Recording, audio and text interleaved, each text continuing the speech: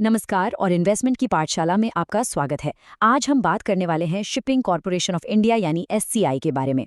Company के ताज़ा तिमाही नतीजे आ गए हैं तो हम उन्हें समझेंगे और साथ ही ये भी देखेंगे कि इसका टेक्निकल चार्ट क्या कहानी सुना रहा है। मतलब फंडामेंटल्स और टेक्निकल्स दोनों को जोड़कर एक पूरी पिक्चर समझने की कोशिश करेंगे। चलिए शुरू करते हैं। सबसे पहले जरा इस नंबर को देखिए, 509%। जी हाँ, ये एससीआई के नेट प्रॉफिट में साल दर साल आया एक जबरदस्त उछाल है। ये नंबर अपने आप में ही बहुत कुछ कहता है ना? तो आज हम इसी के पीछे की वजहों को जानेंगे कि आखिर कंपनी ने इतना शानदार परफॉर्मेंस दिया कैसे। तो आज हम क्या क्या कवर करने वाले हैं? सबसे पहले कंपनी के बिजनेस को समझेंगे, फिर हालिया तिमाही नतीजों का बारीकी से विश्लेषण करेंगे, उसके बाद टेक्निकल चार्ट पर एक नज़र डालेंगे, फिर भविष्य के मौके और जोखिमों को परखेंगे और आखिर में सारी जरूरी बातों को एक साथ समेटेंगे। तो चलिए पहले सेक्शन से शुरुआत करते हैं और समझते हैं कि एससीआई आखिर करती क्या है। तो शिपिंग कॉरपोरेशन ऑफ इंडिया या एससीआई आसान शब्दों में भारत की सबसे बड़ी शिपिंग कंपनी है और ये कोई आम कंपनी नहीं है। इसे सरकार की तरफ से नवरत्न का स्टेटस मिला हुआ है। ये एक पब्लिक सेक्टर कंपनी यानी पीएसयू है जो इसे देश के समुद्री व्यापार में एक बहुत ही अहम खिलाड़ी बना देती है। अब कंपनी का कारोबार कई हिस्सों में बटा हुआ है। इसका सबसे बड़ा और सबसे जरूरी हिस्सा है टैंकर सेगमेंट, जो कच्चा तेल और पेट्रोलियम प्रोडक्ट्स को एक जगह से दूसरी जगह ले जाता है। इसके अलावा कंपनी कोयला और आयरन ओर जैसे सामान के लिए बल्क कैरियर चलाती है, कंटेनर ट्रांसपोर्ट और पैसेंजर सर्विसेज भी देती है और साथ ही टेक्निकल और ऑफशोर सर्विसेज में भी मौजूद है। तो मतलब इसका कामकाज देश और विदेश दोनों ही बाजारों में फैला हुआ है। चलिए अब आते हैं इस विश्लेषण के दिल पर, दिसंबर में खत्म हुई तिमाही के नतीजों पर। देखते हैं नंबर्स क्या कहते हैं। सबसे पहले बात करते हैं कंपनी की कमाई की यानी रेवेन्यू की। इस तिमाही में कंपनी की टॉप लाइन में बहुत ही बढ़िया ग्रोथ देखने को मिली है। साल दर साल देखें तो कंपनी का रेवेन्यू 24% बढ़कर 1,620 करोड़ रुपए हो गया। ये एक बहुत ही मजबूत ऑपरेशनल परफॉर्मेंस की तरफ साफ साफ इशारा करता है। अब इस स्लाइड में ना असली और सबसे दिलचस्प कहानी छुपी है। यहाँ दो कमाल की चीजें एक साथ हुई हैं। एक तरफ तो कंपनी का रेवेन्यू 24% बढ़ा और दूसरी तरफ जरा सोचिए, कंपनी के कुल खर्चे 1% कम हो गए। मतलब कमाई बढ़ी और खर्चे घट गए। इसी डबल इंजन इफेक्ट ने कंपनी के मार्जिन को जबरदस्त बूस्ट दिया और नेट प्रॉफिट सीधे 65 करोड़ से उछलकर 395 करोड़ पर पहुंच गया। कमाल है। तो सवाल ये है कि ये जो पैसा आया, ये आया कहाँ से? ये चार्ट तस्वीर को बिल्कुल साफ कर देता है।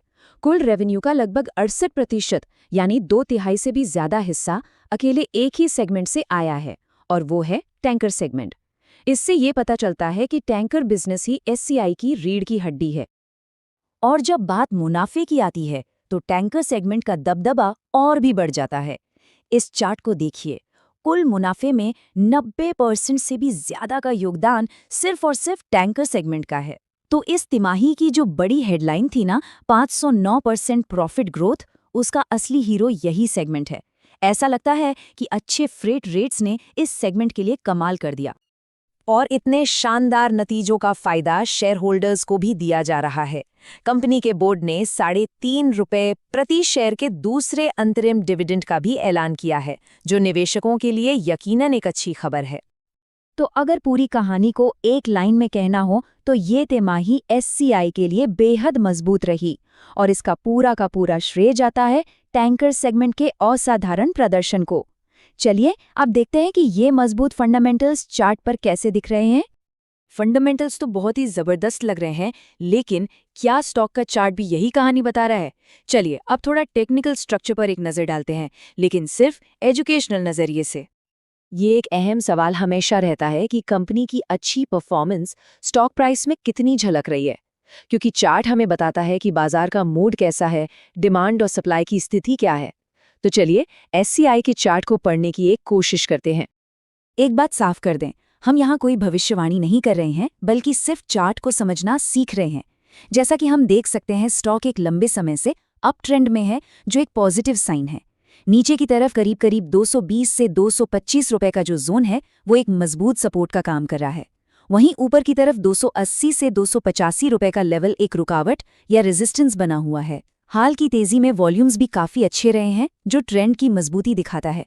याद रखिए, ये विश्लेषण सिर्फ सीखने के मकसद से है। अच्छा, नतीजे और चार्ट्स तो हमने देख लिए। अब थोड़ा आगे की तरफ नजर डालते हैं। कौन से फैक्टर्स कंपनी के लिए अच्छे हो सकते हैं और किन बातों पर ध्यान रखने की जरूरत है। कंपनी के लिए भविष्य का सबसे बड़ा ट्रिगर है रणनीतिक विनिवेश, यानी स्ट्रेटेजिक डिसइन्वेस्टमेंट की प्रक्रिया। आसान भाषा में कहें तो सरकार इस कंपनी में अपनी हिस्सेदारी बेचने की प्रक्रिया में है। ये एक बहुत बड़ा इवेंट है जिस पर पूरे बाजार की नजरें टिकी हुई हैं। भविष्य की तस्वीर को देखें तो दोनों पहलू हमारे सामने हैं। एक तरफ दुनिया भर में व्यापार का सुधरना, सरकारी नीतियां और विनिवेश जैसे पॉजिटिव फैक्टर्स हैं जो ग्रोथ को सहारा दे सकते हैं। लेकिन दूसरी तरफ कुछ जोखिम भी हैं। शिपिंग एक साइक्लिकल इंडस्ट्री है, मतलब इसमें उतार चढ़ाव आते रहते हैं। फ्यूल की कीमतों में अचानक तेजी या फिर दुनिया में आर्थिक मंदी जैसे रिस्क हमेशा बने रहते हैं। तो चलिए अब तक की सारी चर्चा को समेटते हैं और देखते हैं कि हमारे लिए सबसे जरूरी और मुख्य बातें क्या निकल कर आईं। अगर कोई इस कंपनी को ट्रैक कर रहा है तो आगे कुछ चीजों पर नजर रखना बहुत जरूरी होगा। सबसे पहले, टैंकर सेगमेंट के फ्रेट रेट्स किस दिशा में जा रहे हैं। दूसरा, विनिवेश से जुड़ी कोई भी खबर आती है या नहीं। तीसरा, कच्चे तेल की कीमतें, क्योंकि इसका सीधा असर फ्यूल कॉस्ट पर पड़ता है।